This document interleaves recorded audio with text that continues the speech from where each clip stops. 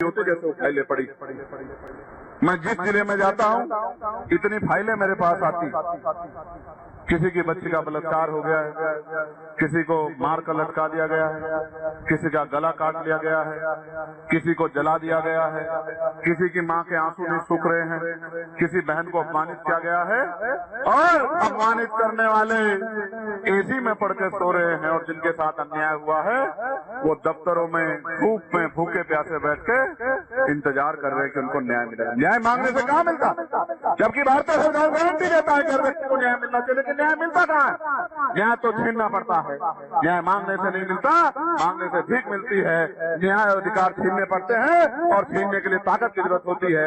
मैं आपसे भी सबसे कहना चाहता हूँ, आप बनाते रहो किसी को भी ताकतवर, जब तक चंद्रशेखर आजाद को ताकत नहीं दोगे फिर आप कहते रहो कि ये कर दो वो कर दो। अभी मेरे हाथ में कहाँ ताकत है कि मैं किसी का ट्रांसफर कर सकूं? अभी मेरे हाथ में कहाँ ताकत है कि मैं किसी का प्रमोशन कर सकूं?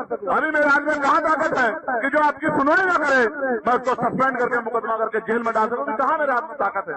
आप देखना जितनी ताकत चंद्रशेखर आजाद के हाथ में होगी, भीम आर्मी आजाद समाज पार्टी के हाथ में होगी। आप देखना कोई गरीब की बच्ची की तरफ आंख उठा के नहीं देख पाएगा। मेरी बात पे याद रखना। अभी तो गुंडे दबंग लोग गरीबों को जो थोड़ी बहुत जमीन है उस पर कब्जा कर लेते हैं, कोई पूछने वाला नहीं। मैं फिर आपसे कह रहा हूँ, बहुत जिम्मेदारी के साथ कह रहा हूँ, यहाँ आने क्यों करने लगे?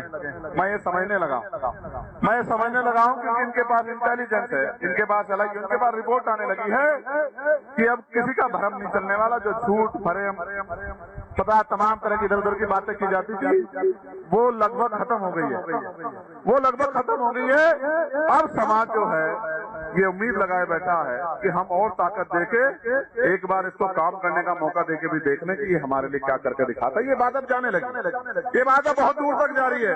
इसलिए कभी कोई किसी को हटाता है, कभी किसी को लगाता है, कभी कुछ करता है, कभी कुछ करता है, क्योंकि अब समाज की समझ में आ गया है और इंटेलिजेंस एलाइयू के जरिए बात भी चली गई है कि जिस चंद्रशेखर को आप खूब सता रहे हो, जिसकी बात नहीं मान रहे हो, कल ये इतना ताकतवर हो जाएगा कि फिर आपको इसकी बात माननी पड़ेगी। तो अभी से तय कर लो कैसे काम करना। ये बात अब दूर तक जाने लगी। अब हमारे साथी काम कर रहे हैं, हमारी बहनें मेहनत कर रही है। वो गली गली सवेरा आएगा 27 में, वो सवेरा उजाला लेके आएगा। गरीबों के घरों तक भी रोशनी पहुंचेगी, बुनियादी सुविधाएं पहुंचेंगी, रोटी कपड़ा मकान मिलेगा, पीने के लिए साफ पानी मिलेगा और स्वाभिमान सम्मान का जीवन मिलेगा।